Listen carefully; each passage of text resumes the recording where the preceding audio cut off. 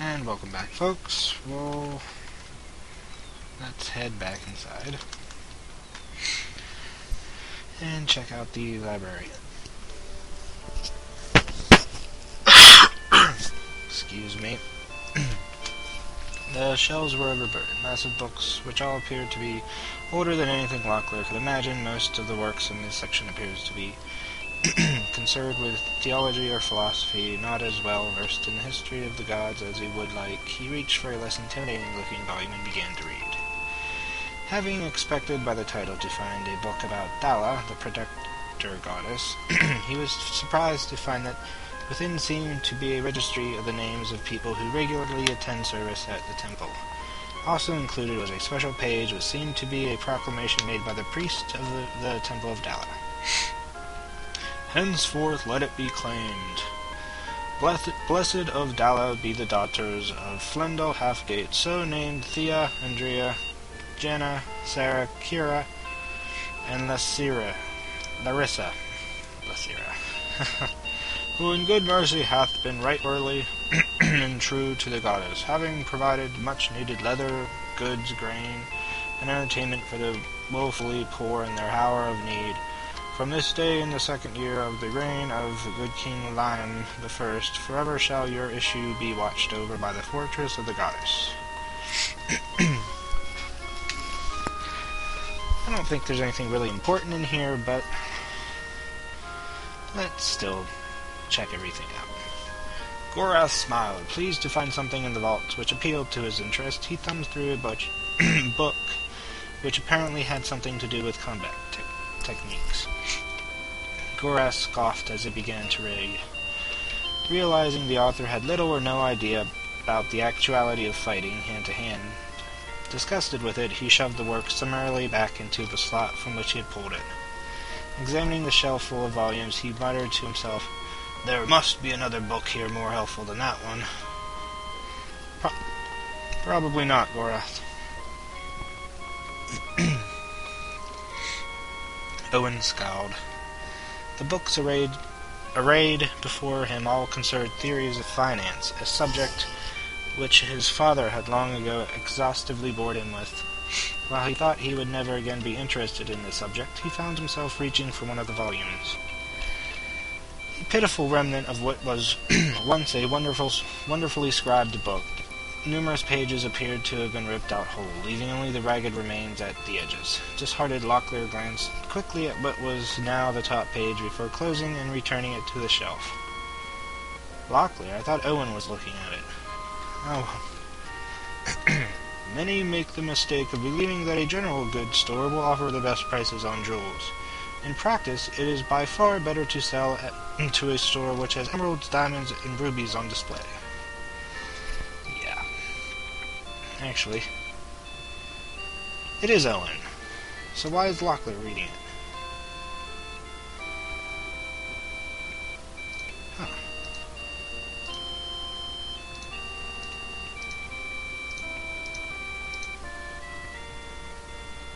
Oh.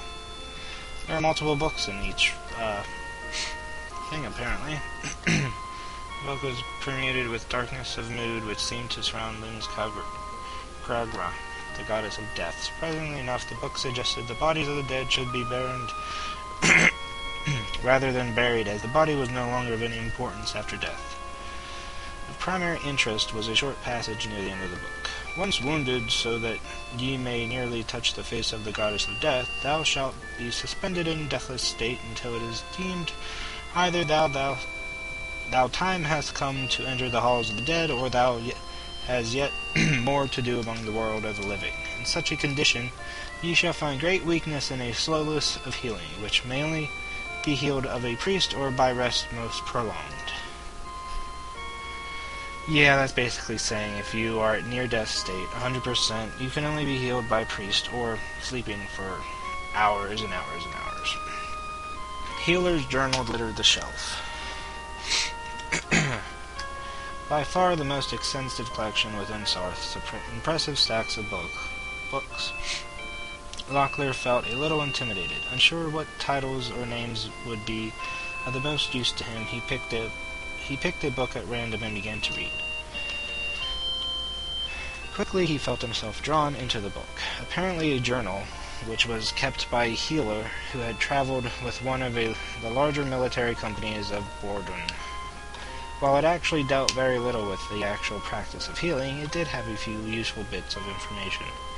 In comparisons, it has seemed that herbal packs by far offer more beneficial effects, but only inasmuch that they will do more for the injured in question over an extended number of days. Usually, however, my patients have been near death and in need of the more immediate healing effects of restoratives.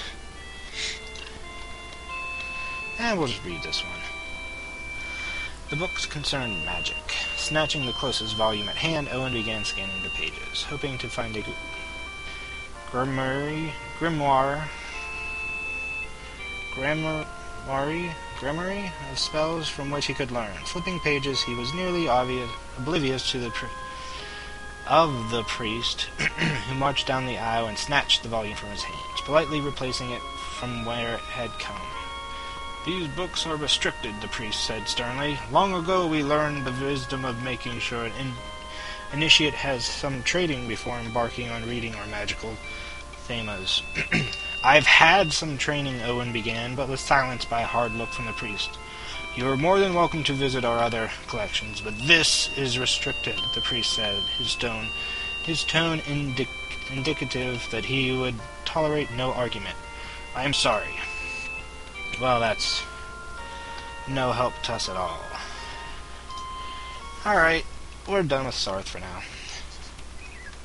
Well, that's... Oh, you always need rest, Gorath. We'll just go here. Whoa, we're almost out of food. Back inside of Sarth, I suppose. Real quick. Just gotta get to the shop. Haggle? You suck. This guy is so impossible to haggle with. Jeez. You know, I don't think I, no, not that. I don't think yeah, I didn't.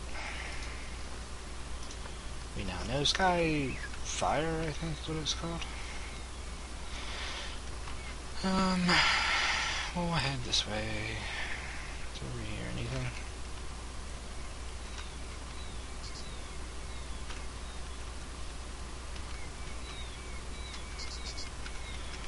Nothing. Temple. I have a feeling I missed something.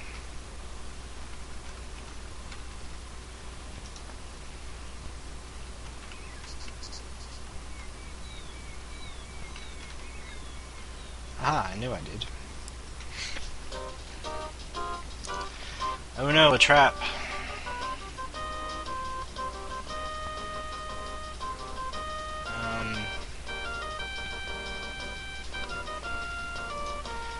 Wait. Wait.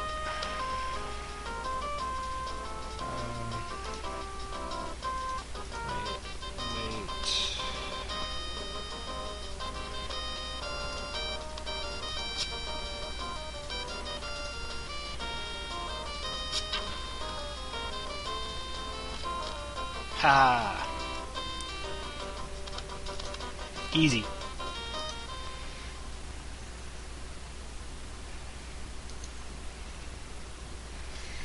Well, let's make sure they're not trapped. Word box, yay. Let's see. Swalog, the famous Mordro craftsman, guaranteed his work until the end of time.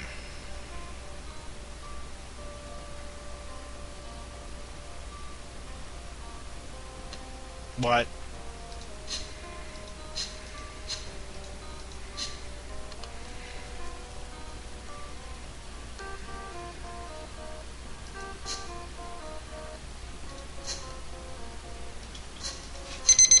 Oh.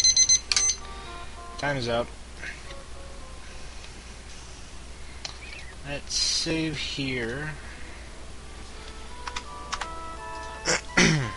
And we come back, we'll try to figure out these chests.